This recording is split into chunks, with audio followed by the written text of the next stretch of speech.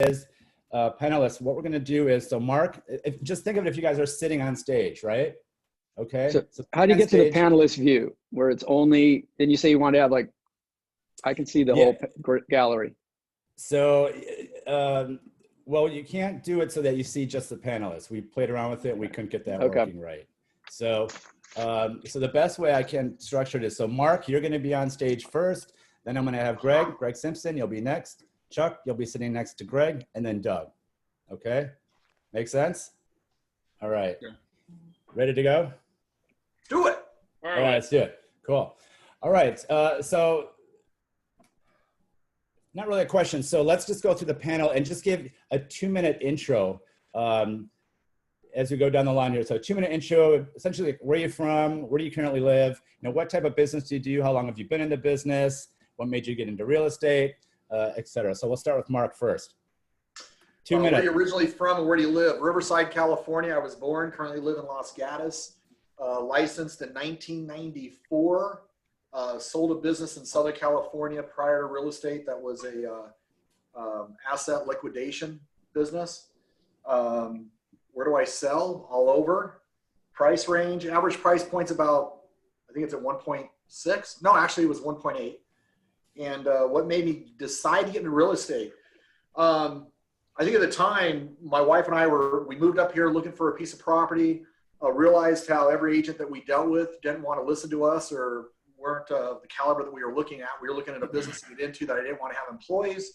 So thought I'd do better at real estate, met a couple of the founders of Contempo, jumped into Contempo at the time and found my lifelong passion in real estate.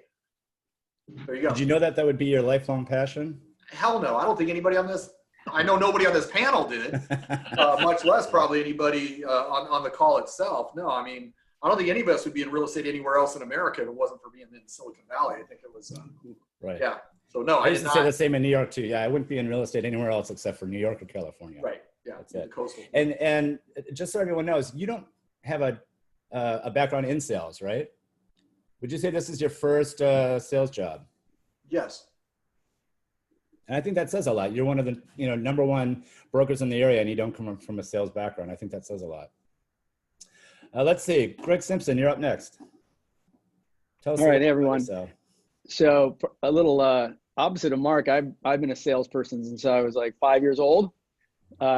Seriously, my first job, my stepdad was a magazine salesman, and we traveled around the United States in a motorhome going to motorcycle rallies and boat races, like drag boat races.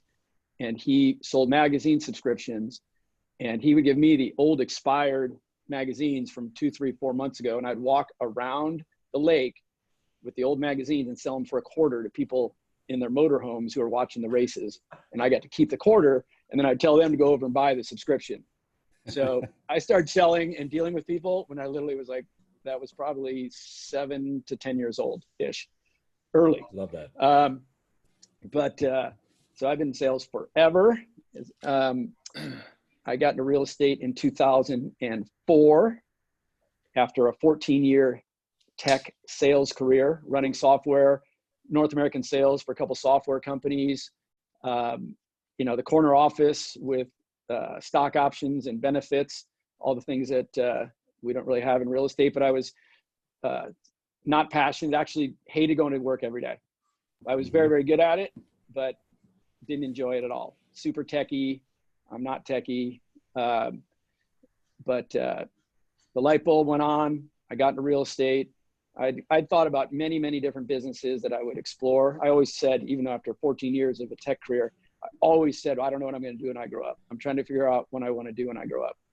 And so when I found real estate, finally, I was passionate. I was like, oh my gosh, the light bulb went on. Now I'm in, that was in 2004. What was the catalyst for you, Greg? What was that light bulb that went off? What was that catalyst that said, this is where my passion is. This is what I want to do.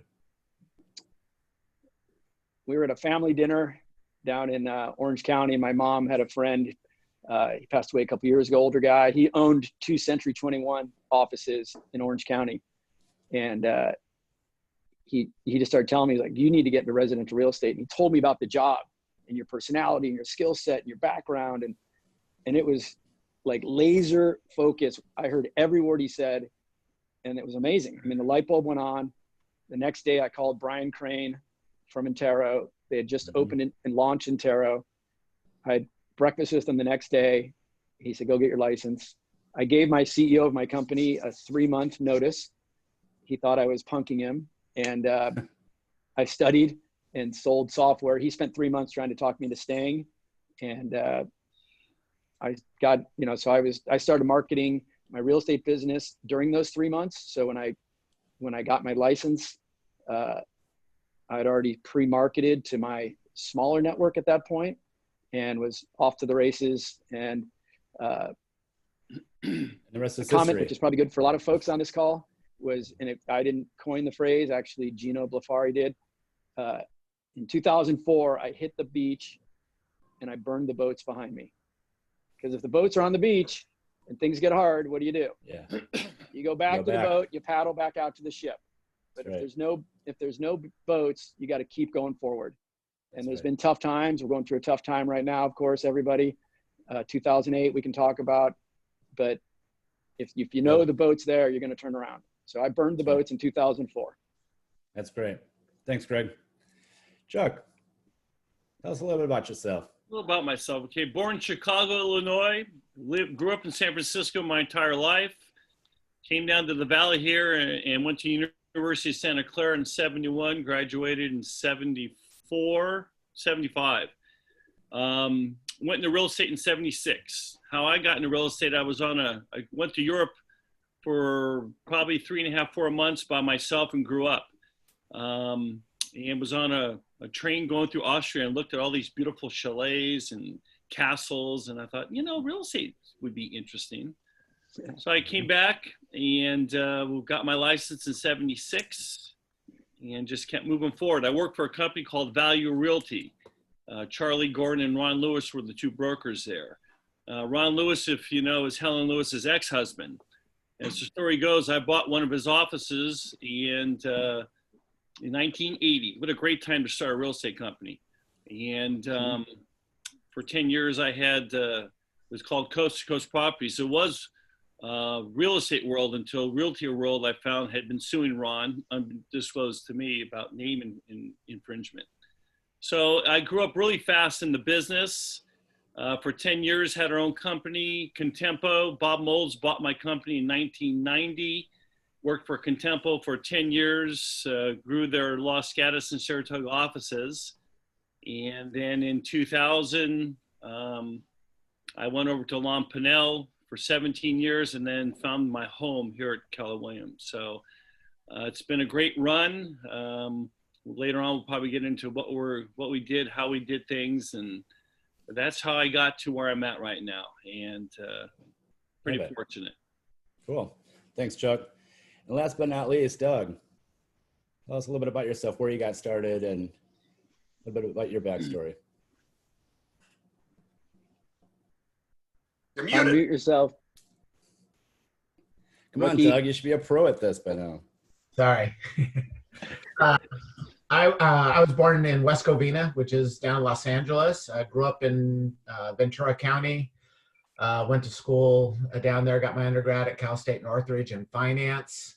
Well, I worked for IBM down in Southern California. And on the side, a friend of mine was a real estate broker, and we flipped properties back in the 80s. We put the money up. I helped him do the remodel work. And, we were flipping properties back then. And one thing that I learned was we were dealing with a bunch of idiots who were driving really nice cars and doing well. And I thought, wow, someone who knows what they're doing in that business could do really well. Mm-hmm. So in my undergrad, I took all real estate classes as electives, thinking I might get into real estate finance. In 92, IBM gave me an option to move to Washington, D.C. or Santa Clara. I chose Santa Clara. And in 1994, they wanted to relocate me out to Colorado Springs. And we actually looked at it. We actually put a deposit on a house, but at the time they were selling our division. And I told my wife, real estate's something I've always wanted to give a shot at. So I figured I could always go back into software if it didn't work out. So I got my license in 1994. I joined Coldwell Banker in Almaden Valley in 1994. And I was fortunate at the time because when I went to leave IBM, they didn't want me to leave. I was a software engineer. We did all the command and control software for the Air Force Satellite Control Network. And we had a big launch coming up in December, so they didn't want me to leave, so they let me stay on part-time. And that year, from May to December, I sold 7 homes. And I made more money in that 7 months than I did in a year at IBM. So once January, I ended up leaving full-time into real estate. And in that was 94. In 97, I ended up leaving Coldwell Banker and went to Remax in Willow Glen. And I was with Remax for 15 years until we finally decided to open up KW Los Gatos. Very good. Thanks for sharing. It's interesting. I think oftentimes we think that, if only I would have had a solid sales background initially, I'd be doing so much better in this business. And I think this just shows that, our backgrounds are so varied, right? And, whatever you did before doesn't necessarily dictate how successful you're going to be in the future. So thanks for sharing that, guys. All right, let's get to it. So the first question, I'm going to start with Mark, and this question, I'm going to direct this to each panelist. Again, we're here essentially to learn from, industry leaders on, how do you make it through a downturn? How do you make it through, uncertain times? And so my questions here are going to mainly focus around that. So with that said, the first question I'm going to ask each of you is, essentially, why are you in a position to give advice during this unprecedented time? For example, how did you survive the dot-com bust, if you went through that, or the financial crisis of 2008? What makes you a leader to talk about that? Mark, I'll start with you. Yeah, well, I think anybody who's been in the business, you start getting past those milestones of 5 years, 10 years, 15, 20, 20 plus years, there's been that experience. And especially if we've done it at a high level where our production and we've been able to support our lives and our families and the quality of life and everything at the level we've had, definitely proves that we've done something right to get where we're at today through thick and thin times. Greg, he brings up the comment about burning the boats, and that's a big statement that I think if you follow that allows you to push through times. We see so many agents that when times start getting tough, they look back at what's that fallback curve that they did before. Yeah. And if you have that attitude, listen, I'm moving forward no matter what. I burnt those ships. I don't have a boat that I can go hop on and go save my ass. It's going to push you to go through and do whatever you have to do to survive. So, every time I think you've got to be solution-based. Every time that, I'm constantly looking at what's the next evolution in my own business that I have to do. I'm always looking at how's the industry changing? What do we have to do to continue to survive in it? If you go back to .com, let's go back to 2008. 2008, it didn't take a genius to kind of figure out what was happening to the market. And at that time, I had an uncle that was doing REOs in Southern California.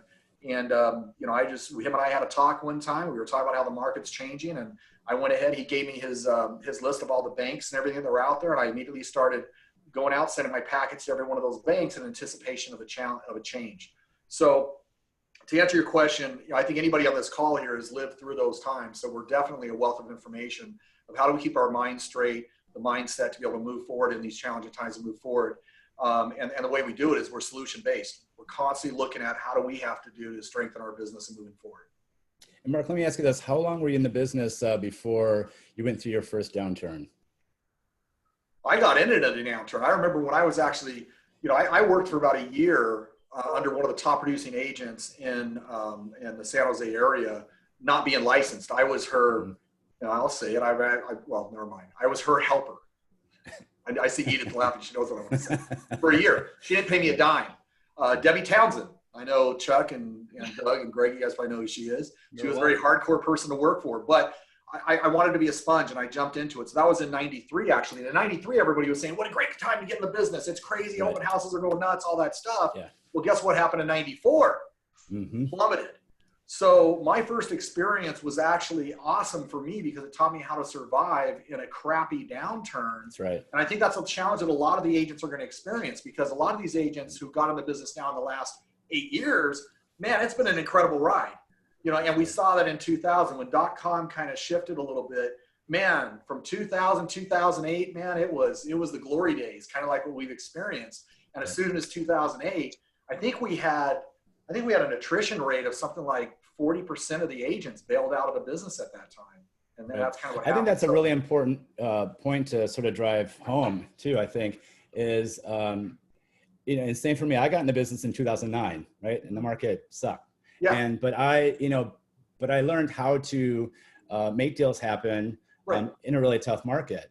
And I think, you know, if you can do that, then everything else after that, you're really prime and you're really set up for that. I think one of the misconceptions is that agents may say, or may look to you guys and say, hey, you know, these guys have been in the business for so long, they can make it through this downturn, you know, because they have all the context, they have all the experience. But you're just telling me, no, you got into it at a bad time. Absolutely. It's survival, right? It's survival being solution-based. And I think it's really interesting that you'll find if you go through anybody who's been in the business for a long time, some of you younger agents might look at us, younger, not in age, just in experience.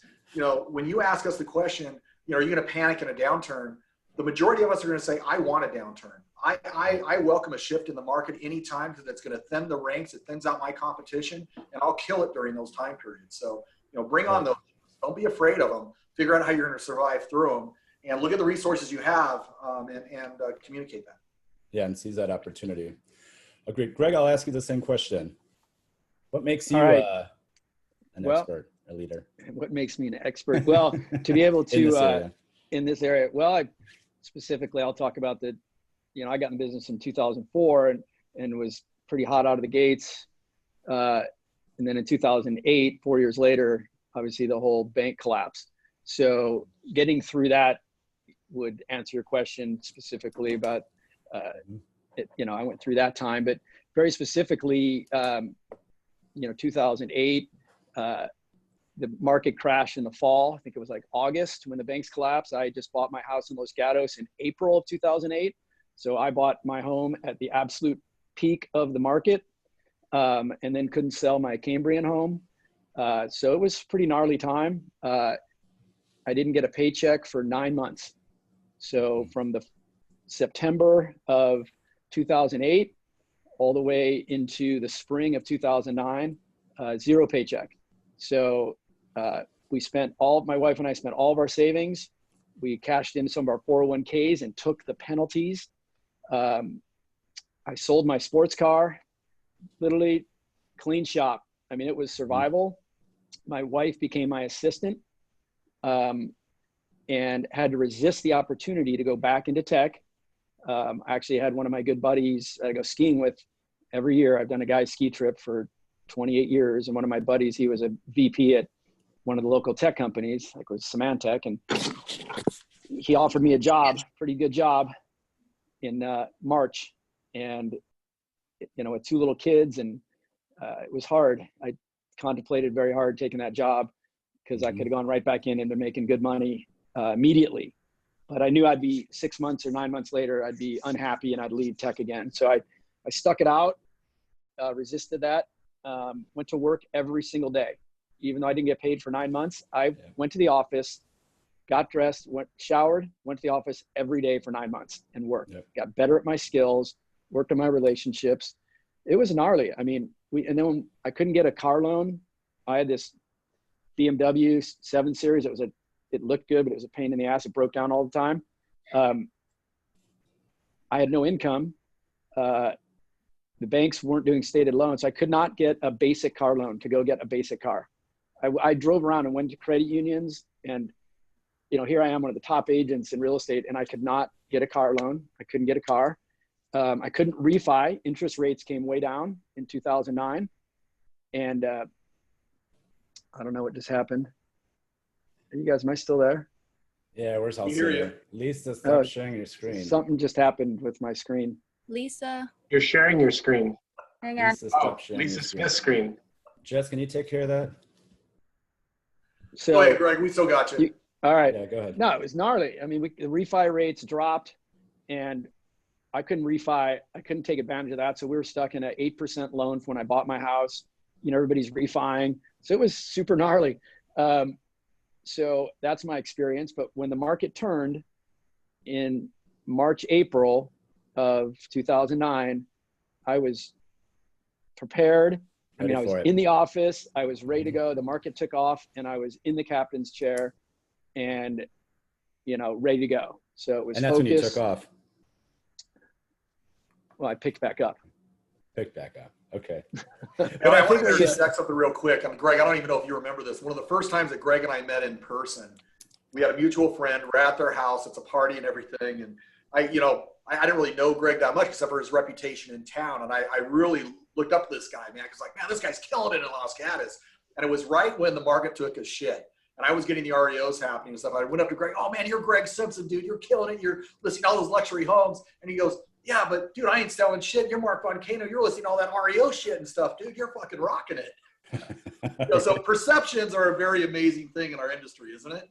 Yeah, it's true. But I think too, Greg said something that that I think was really important, and that's you showed up every day. Regardless of what was going on, you still got up every day, you got dressed, you went to the office, you showed up. And I think that's really important. I think that's one thing that a lot of agents, you know, they overlook. They think, oh, I don't have anything going on. I'll just stay at home today. Maybe I'll make some calls. But I think if you get into that mindset, you treat it like, you know, like a full-time job. You show up every day, show up to the office, get dressed, you know, put in your hours, and things are going to happen. You got to be present, I think. All right. Thanks for sharing that, guys. Chuck, what makes you an expert on this topic? Wow. Well, let's see. Everybody, I've seen 4 good and 4 bad markets. They used to say every 5 to 7 years. So it's about a 10-year run. My first down market, by the way, when I got in real estate in 76, my first 3 years, I did FHA VA loans, if you guys even know what those deals are now. When I was making $750,000 commission, I thought, $750 commission, I thought I was hot stuff. 1980 came, and that's when we had to sell houses and convince people that 17 and 19% interest was a good deal. So I learned a lot then. And yeah, Greg, when I bought my house where I'm at now, I've been in my same house since 80. And I went in and applied for a loan. And when I left the bank, I got 14%. And I thought it was a good deal. So you're going to experience good and bad markets. That's just the way it is. You got to hunker down. You got to get routines. You should have a routine. You should go to work every day knowing that. I tell Rosie when I leave, says, bye, honey, I got to hunt today. I don't hunt. We don't eat. You got to go to work. You've got to have a routine of what you're going to do and how you're going to get business. Let's see here. I've seen earthquakes, droughts, fires in Los Gatos. 9/11 was a big thing too. I mean, we're going to find things that are going to impact us every day of our lives. You just got to work hard and you got to go out and get it. No one gave the 4 guys on this panel anything. We all started in the business on our own and had to work hard, struggle at times. Struggle's good. You're going to find that sometimes you've got to fail to succeed. And I've just found it's hard work. If you like what you do, they say it's not work.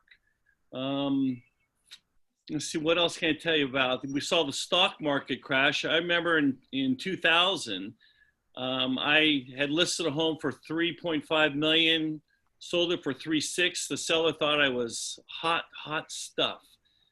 5 months later, I listed the house next door for $7 million. First phone call I got was from the guy who sold his house for $3.6 million. And the first thing he said was, hey, did you undersell my house, Chuck? If I'd known it was going to be going that crazy and everything would have doubled in 3, 6, 9 months, I would have told him to wait. I would have made more money too. So you never know what life's going to bring you in real estate. We're going through a tough time now, which we'll probably talk a little bit later, but you've got to do everything that you are supposed to be doing. You have a business plan. You should know what you're going to be doing every day, and you continue to do it. There's a saying, if you want to hang with eagles, if you want to soar with eagles, don't hang with the turkeys. Do not subscribe to listen to everybody about what's going on in the market. It's bad, it's this and that. Positive attitude, PMA, positive mental attitude. Stay positive, stay the course, and you will survive. You'll succeed. Thanks, Chuck. Doug, you're up. I agree with everyone here. I've been in the business a long time. I saw the .com bust. I saw the REO market. I see what we're going through now. And I think just don't stick your head in the sand. Just keep abreast of what's going on. We'll get through this. In 2006, when the market shifted, the writing was on the wall, like Mark said. You just saw everything going into default. Everyone was leveraged, and you saw where it was. So you start looking for those opportunities. And for me, I had some relationships in the default industry who started reconnecting with those people that I knew. And fortunately, I was able to, have 4 of my best years in the business were during then. But as Mark will attest, during that time, we never gave up on what our sole business was, which was our database.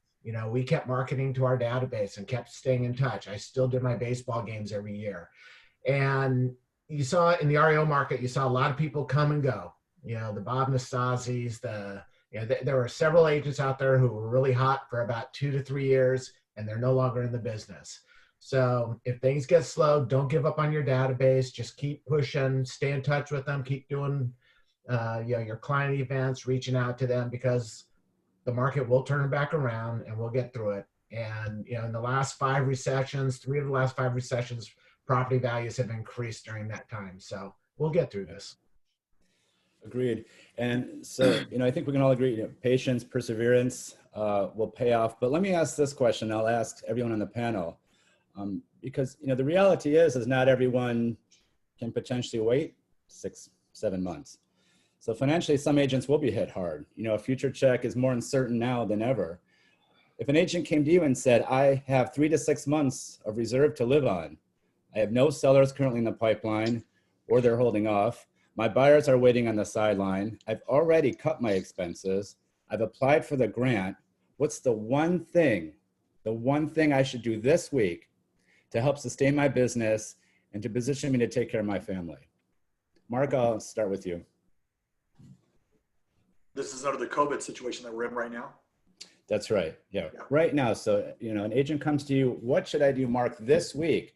Next week, I'm looking at my bank balance. I have 3 to 6 months to live. I want to stay in this business. I've already cut my expenses. I have the grant hopefully on its way, but what should I do? I can't go out and talk to anyone. What should I do? How do I keep my business going? The only magic bullet in this business is hard work and longevity. That's it, right? It's really the staying power with any business. If you're undercapitalized, you're going to last so long. We do know that if you annualize your business, you might go 3 or 4 months, especially in a time like this with nothing going on, but it's ultimately going to come through. So my advice would be stay the course. Focus on the relationships that you have with your database, focus on expanding that database, and do what you can in this time where we can work remotely, strengthen your skills on the technical side of these things, and continue to build upon your relationships. Stay the course. I think the biggest thing is really that we can focus on right now is maintaining our wellness and maintaining our focus, that this is not the end of the world right now, that it's going to be a time period that we'll get through.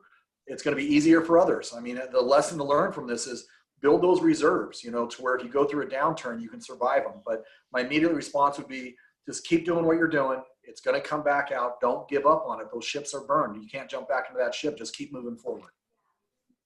And would you say, is there one particular area that I should look at to lead gen? Should I?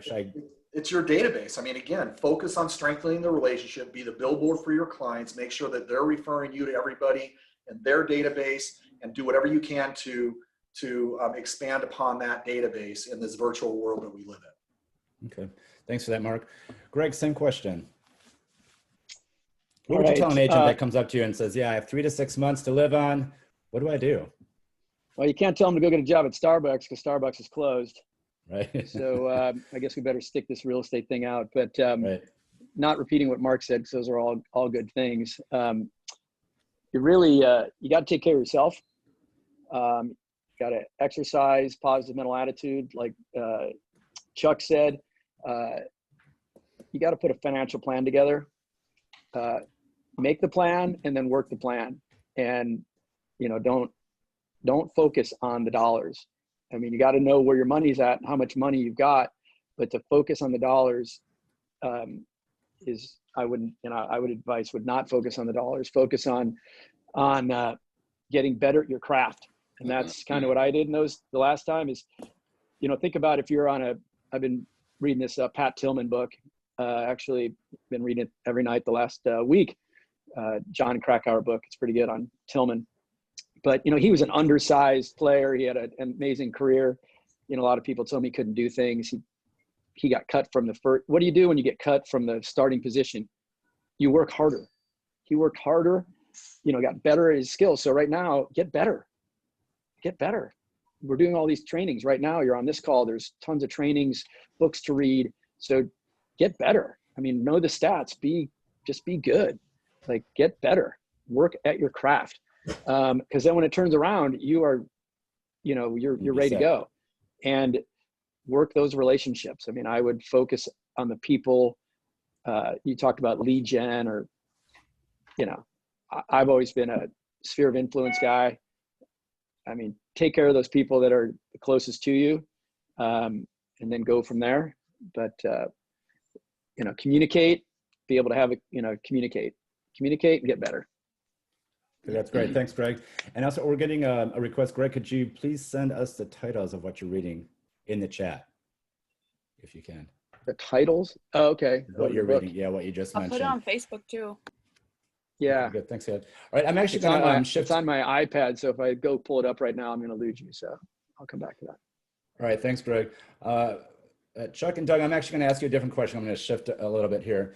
During the last downturn, where did you allocate most of your marketing or lead gen budget? And how does that differ from your strategy today? So Chuck, I'll start with you.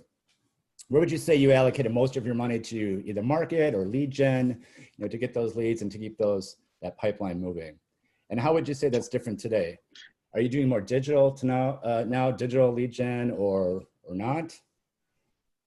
So when you contrast the two, how does that differ, would you say? Well, you guys know very well that I came out of a market that when I first got into real estate, we didn't have computers, phones, cell phones. Thank God we had phones, fax machines, whatever. So, in the last downturn, what I've found is, how can you work harder? Well, if you work 10, 12 hours a day, you're gonna have to continue to do that, if not more.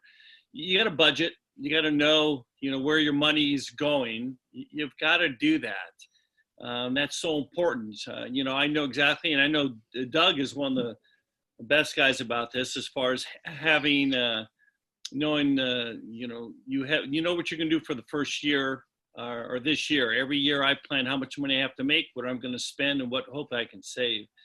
But I economized. I really tightened up on my marketing. I like marketing, and there's certain things I like to do.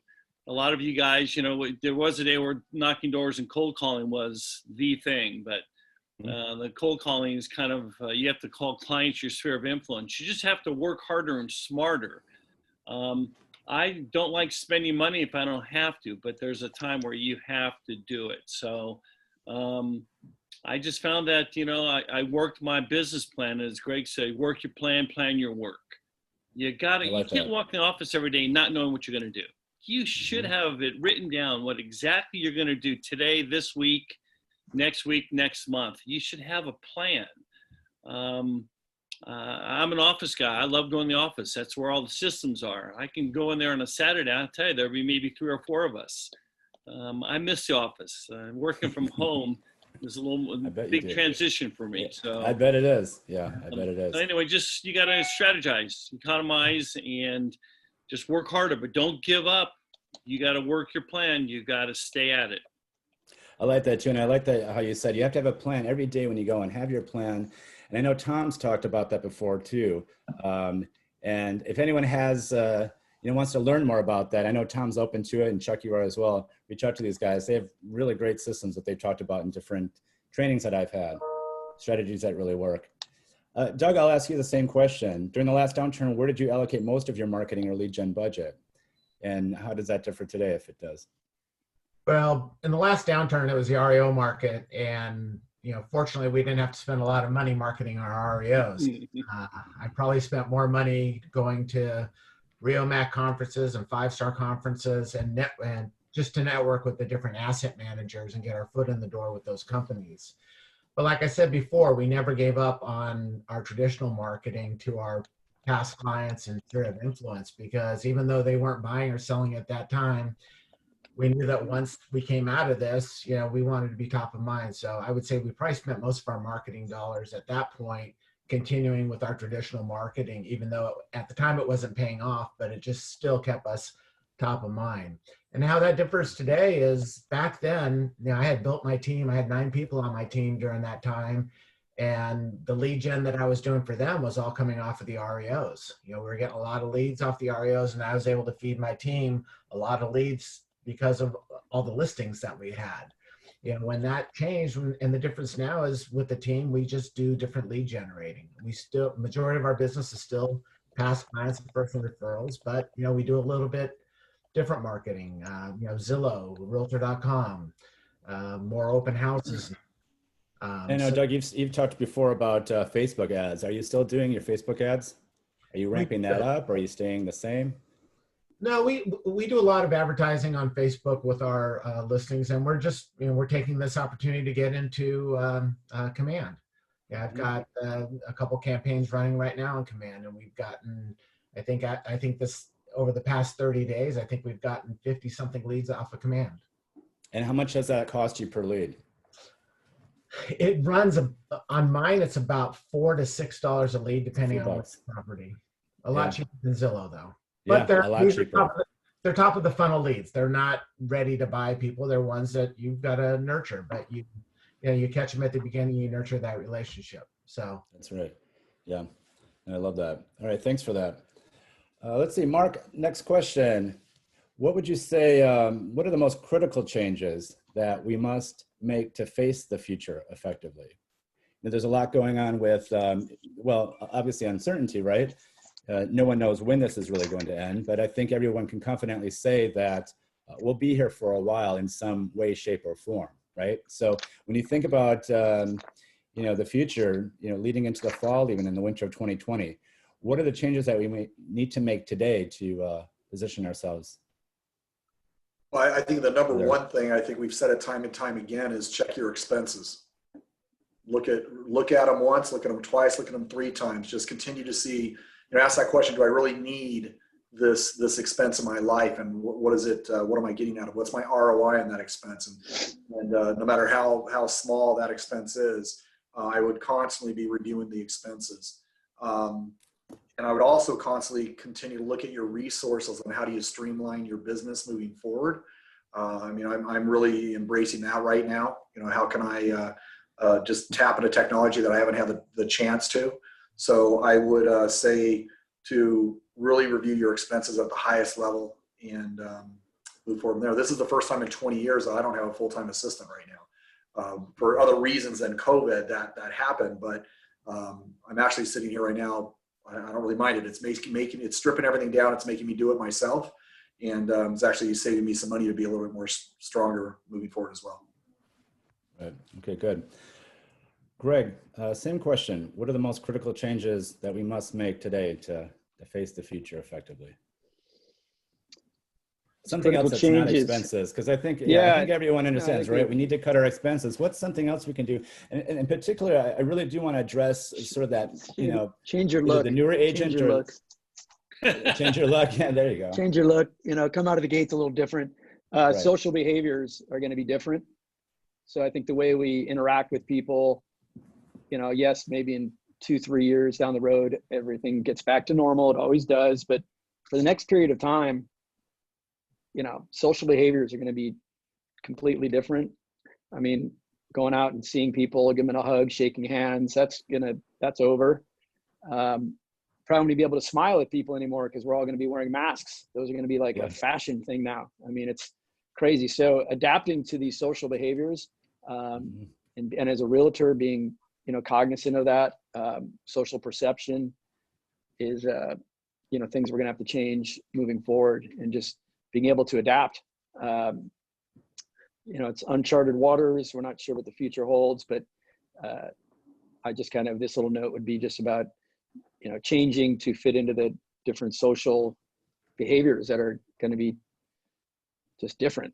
You know, they'll seem weird. I mean, I went to the store the other day with gloves on and a mask. Right. It's actually, I felt a little bit safer. I felt kind of like a dork.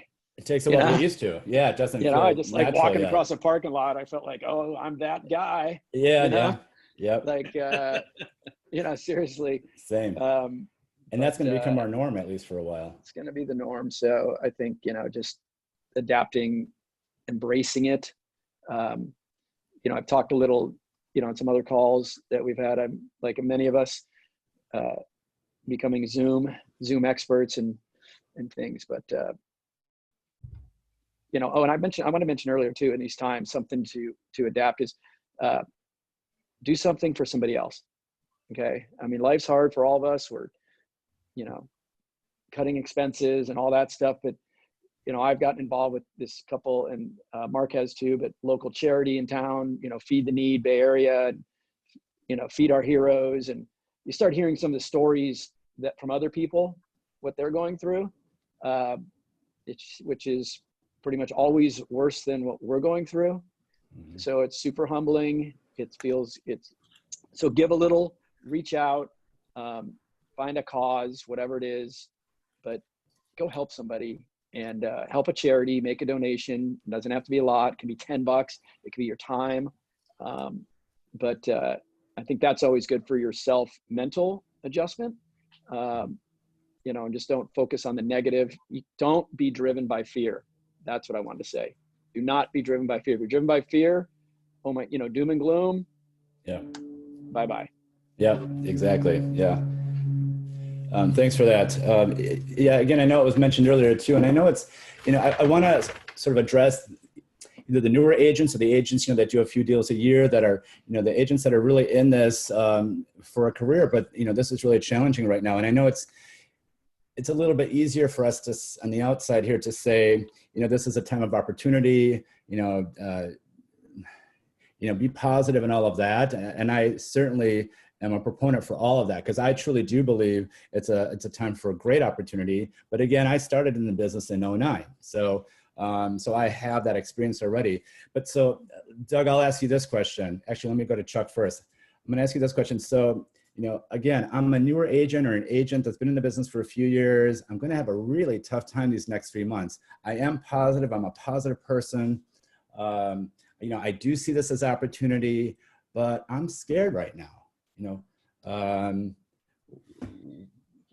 should I,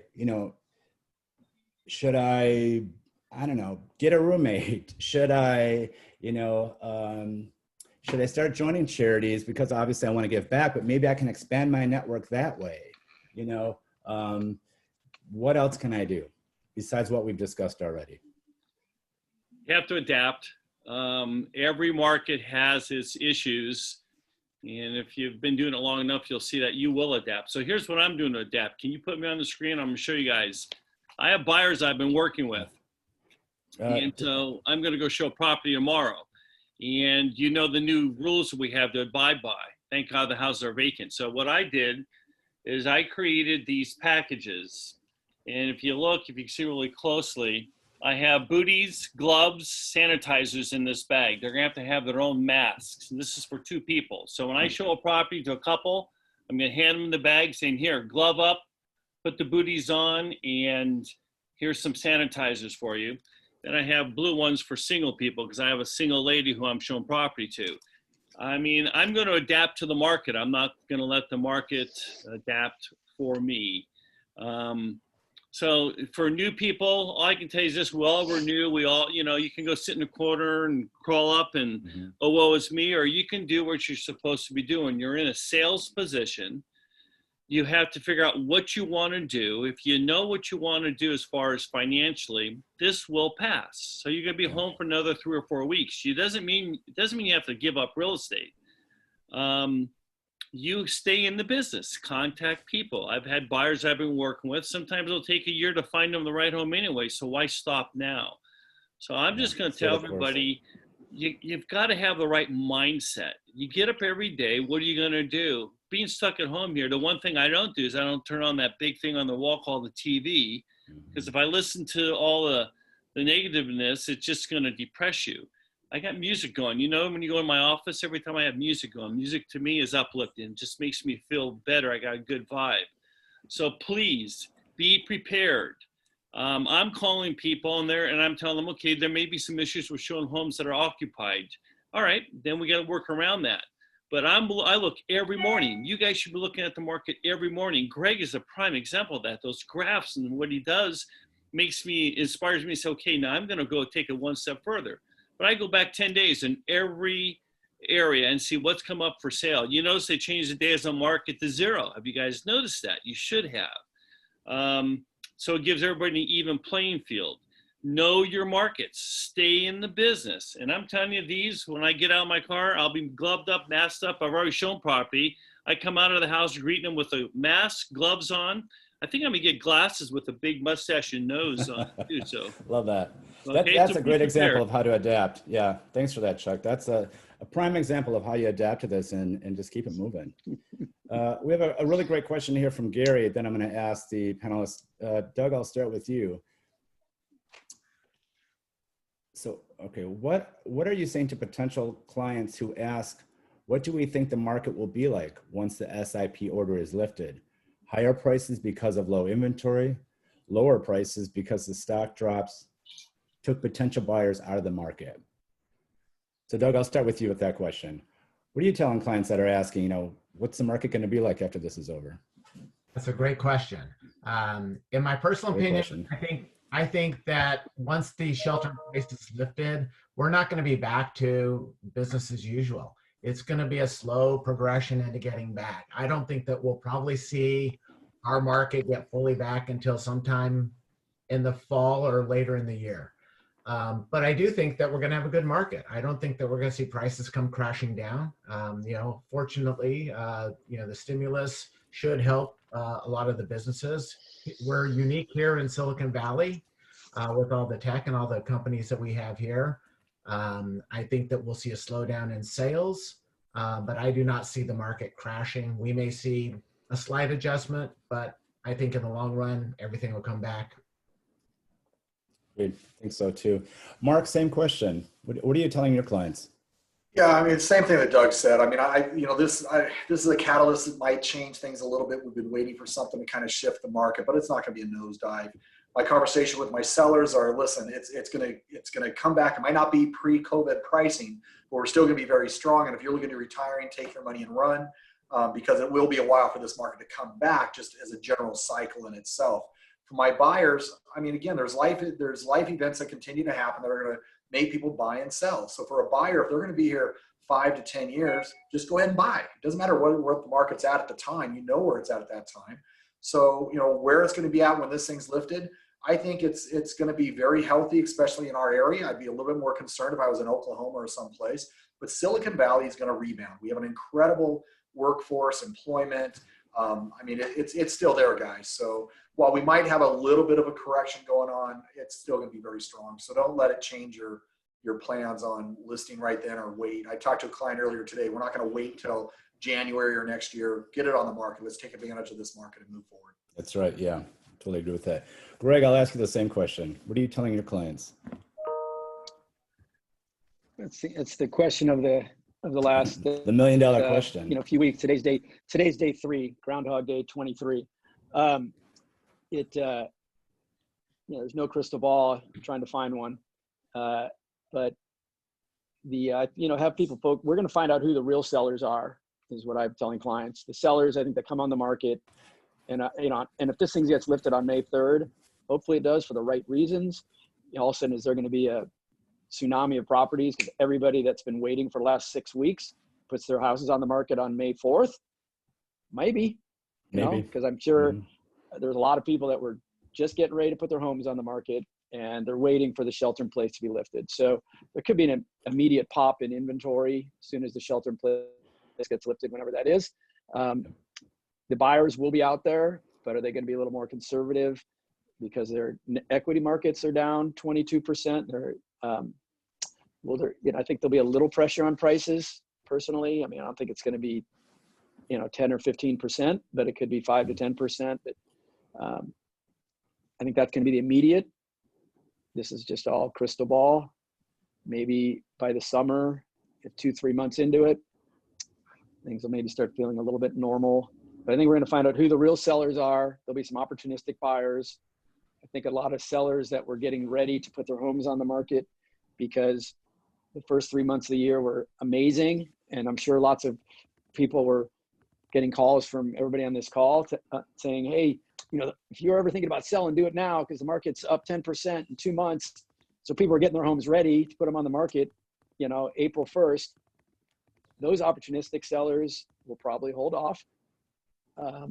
So it'll be, like I said, I think the folks that come on the market are the people that need to sell. What that does with prices, there's still, money's cheap. Silicon Valley is unique, microeconomic economy. Things will be fine. It'll be interesting. Thanks, Greg. Appreciate that. We have a question in the group here too. Someone asked this of Chuck. So guys, I'm just trying to get to some of these questions now. Please share the language you use to speak to potential sellers now to lock them in to work with you to list their home when this coronavirus has passed and the real estate sales market returns. So essentially, yeah, what are you saying to those sellers to keep them engaged with you and to essentially keep them on the hook to sell when this passes? Chuck, I'll ask that question of you. Well, unless they live in a bubble and haven't experienced what we're all experiencing, the whole world, the last month or two, then they realize that it's going to take a little time. And I have one client like that exactly right. Of course, it's been a year we've been courting, and now she's ready to go. And I'm there, well, you may be ready to go, but the market's changed a little bit. So I'm preparing her. The problem I'm seeing is that we can't get a lot of our vendors out there. I've checked with every one of my inspectors who can't go out there, people that would be doing the repairs, the painting, the carpeting. So it's a case-by-case basis. So what I'm telling them is that we're just going to have a little bit of a delay. That's all. Just be patient. Patience wasn't a gift I was born with, unfortunately. So I got to be a little cautious because if it were up to me, I'd be over there right now listening and put it on the market. But you just got to tell everybody it's a factor of time. And we're all on that same time clock, by the way. Gary, our mentor for our company said, shift happens. And we're in the shift right now. And that's what you got to explain to them. So I tell my clients the market will still be there. If you look every day, you see how many properties for sale and say there's only 1,149 and you'll be maybe 1,210 by the time things change. So I just tell them be patient and I'll keep tabs with them, and you have to keep them updated. Put them on a listing alert. Put them on something where they see every day what's coming on in their price point in their area. That'll surely get their attention. So that's what I'm telling my clients now. Thanks, Chuck. Last question here that I'm going to ask, and then I'll open it up to the group. I'm glad you mentioned the shift book. Doug, I'll ask you this question. In addition to the shift book, what is the best resource for agents who want to dive in a little deeper to this and to learn more?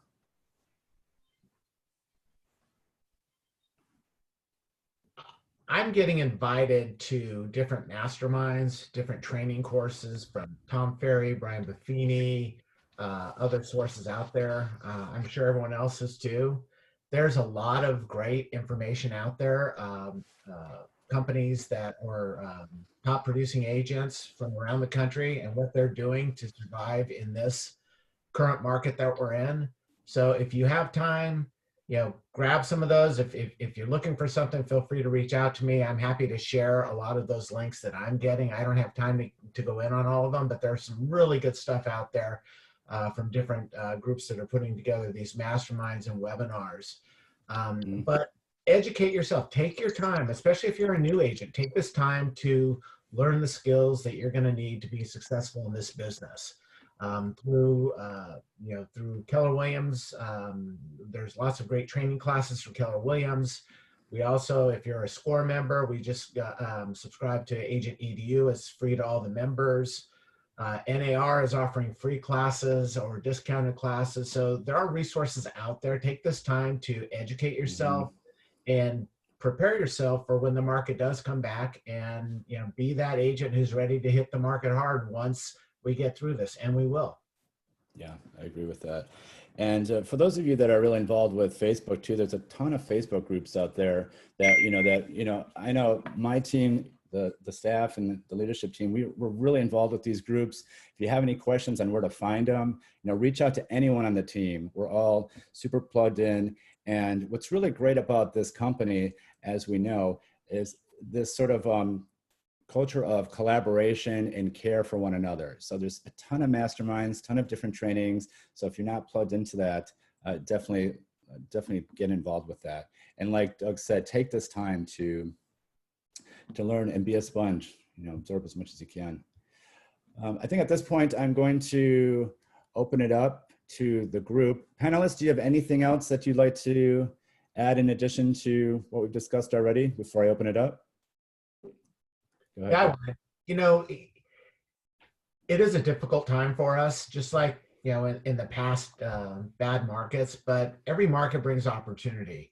So, and I'm not saying take advantage of those sellers who need to sell, but there's opportunities here for us, whether it be real estate, and there's been some fantastic opportunities in the stock market, but it's also a great opportunity for you to connect and build those relationships or renew those relationships with your family, with your friends, with your clients.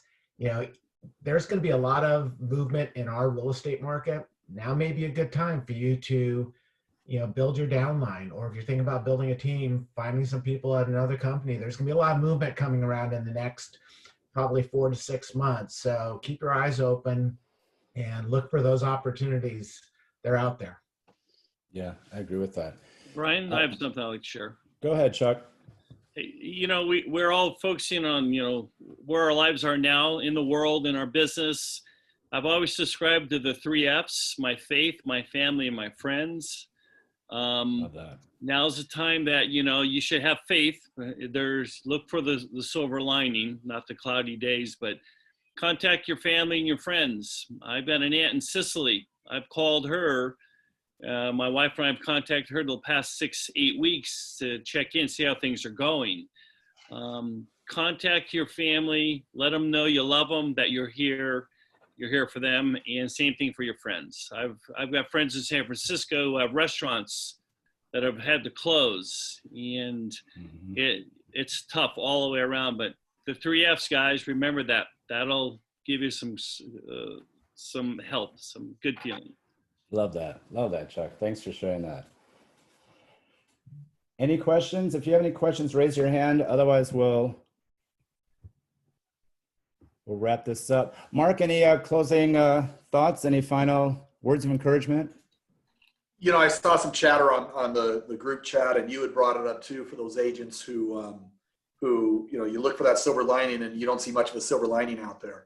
I hope that we can be examples. I know that everybody looks at us as that we're successful, experienced individuals, but we started from scratch too. A lot of us started doing those downturns. We were slapped in the face, just like you guys are being slapped right now, and we are right now as well. But it's how you deal with adversity in your life and how you get through these challenges. It's going to show you who you are as a person. Every one of us came through those challenging times, guys. We didn't give up, and I think that's the key. Is just keep moving forward. This is the career you chose. Move forward with it. There's going to be good days and bad days. We've got some challenging times right now, but just move forward with it. You want to position yourself as the expert or the advisor for your clients. So for those of you who might be newer in the business and challenge of business, hone your skills right now. Be that advisor for your clients, right? You might not make any money right now, but you're definitely going to get some confidence in them that you're the person to go to when the time changes. So I would just say, this too shall pass. Yeah, it is. That's right. We're going to get through it. And you can either quit and go find something else to do, or stick with it and make it happen. That's right. I love that. Make it happen. Bryon. Elaine, you have your hand up. Yes. Hi, good morning, everybody. Thank you so much, panelists, Greg, Mark, Doug, and Chuck. You guys are awesome. I'm wondering where you look to find historical data. So when I speak to people, I know there's data out there that shows that our market has gone up coming out of these downturn markets historically. Do you have a favorite place to look for that kind of information? MLS goes back to 98. So I rely on MLS quite a bit. Yeah, that's a really great question. I saw somebody post something in here. Use AccuList daily market stats on the opening page of the MLS. So I'm not sure if that's helpful or not. Thank you. I don't know how far AccuList is goes great. back Can to I that. say something? Hello, Yeah, who is that? it's Marilla. Hey, Marilla, hi. Go ahead. Hi. I don't know why I'm not, okay.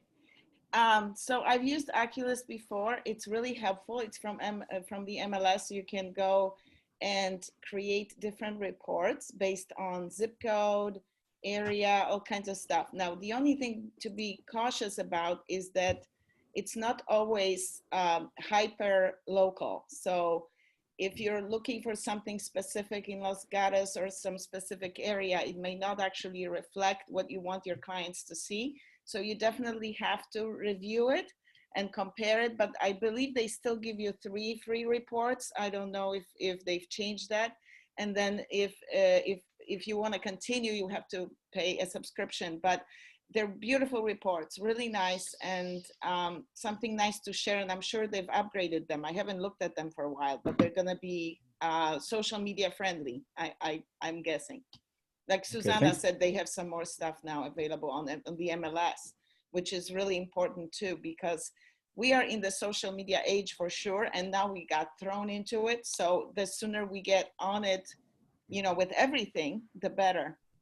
Yeah. And so, you know, here we are, all of us on Zoom today. So we're doing it. Yeah, great. we got up to 72 people today. So I really appreciate everyone's participation. I think that's really great. And I have a quick question, Bryon.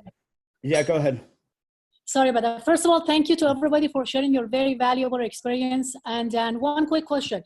On top of like being in social media, contacting people, all the good stuff that you guys are telling us, for the returning agents and for the new agents, what are the recommendations like Mark, people like Gary or Chuck Manley, they have for us? I would really appreciate it if you guys can give me some tips about that. Okay, well, I mean, I think we covered that already, right? Basically, you know, do everything you can to learn as much as you can right now, you know, cut your expenses, be patient. I'll open that up to Doug real quick, and then we're going to close this out. Doug, you want to address that real quick? Thank you. Yeah, I think, you know, reaching out to your sphere of influence and ask for referrals, ask for the business, and then take this time to learn the market. Like Greg knows the stats inside and out. This is a great time, especially if you work a particular area. I mean, you've got plenty of time to go back and look at the history. Be the expert when we come out of this. Be the expert in your area. That's very easy to do, especially with all the tools that MLS is offering us now. That's huge too. Thank you. Become the expert in your area. You're welcome, Faith. Greg, I'm gonna let you close it out. Any last words of encouragement? Close it out. All right. Close it out. Unlike many things around the world or local, everybody's in this thing. You know, it's really even the playing field. Everybody's sheltering at home. That's super unique, right? So everybody's in this thing. We're all going to get through it together. There was a lot of great info, so I'm not going to reiterate too much of it. I think we hammered it down. So my panelists, thank you. Bryon, thanks for moderating. Just, you know, enjoy the silver lining, which is this unprecedented family time together. All of us slowing down a little, actually, you know, we watched home movies, you know, that were from 20 years ago. Like I'm calling clients, you know, who travel all the time. They're spending time at home with their families. This is a moment in time that will never happen again, where everybody's home, you know, not traveling. So focus on those things, and we are going to get through this together. Don't focus on the fear, stay positive, and, you know, good luck to everybody. And we'll see you on the next Zoom call. That's right. Thanks, Greg. And again, my sincere thanks to all the panelists, Mark, Greg, Chuck, Doug. I appreciate your time today, your insights, and your leadership. And to all the agents that joined us today as well. Have a great day, guys. Go out there and hey, happy Passover, by the way, guys. I almost forgot we had Easter coming this week. That's right, Easter Sunday.